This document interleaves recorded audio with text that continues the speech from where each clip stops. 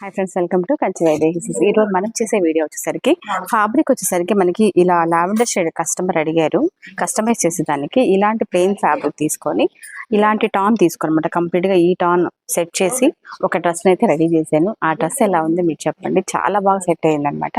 మగ్గం వర్క్ కూడా ఇచ్చాను అనమాట. దానికి వచ్చి డ్రెస్కి వచ్చి కట్ వర్క్ ఇచ్చాను. కట్ వర్క్ వచ్చి బార్డర్ సెట్ చేశాను అనమాట. బార్డర్ లో మనకి క్లాత్ వచ్చి మొత్తం బనారస్ లో మనకి ఆల్ ఓవర్ జాల్ వర్క్ లో క్లాత్ తీసుకున్నాం అనమాట.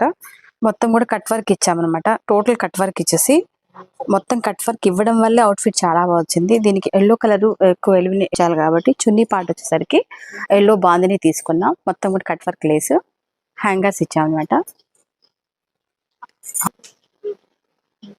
హ్యాండ్కి వచ్చేసరికి మొత్తం మగ్గం వర్క్. హ్యాండ్కి వచ్చి బార్డర్ పార్ట్ తీసుకొని కొద్దిగా ట్రయాంగిల్ కొద్దిగా వి షేప్ లో ఇచ్చి మొత్తం కూడా వర్క్ ఇచ్చాం. మొత్తం కర్దానా బీడ్స్.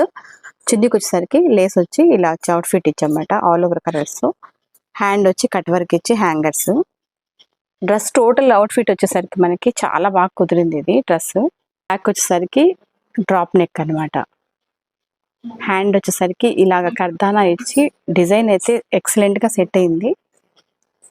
డ్రెస్ వచ్చి అవుట్ ఫిట్ ఎలా వచ్చిందో మీరే కామెంట్ చేయండి అనమాట. చాలా బాగా వచ్చింది అవుట్ ఫిట్.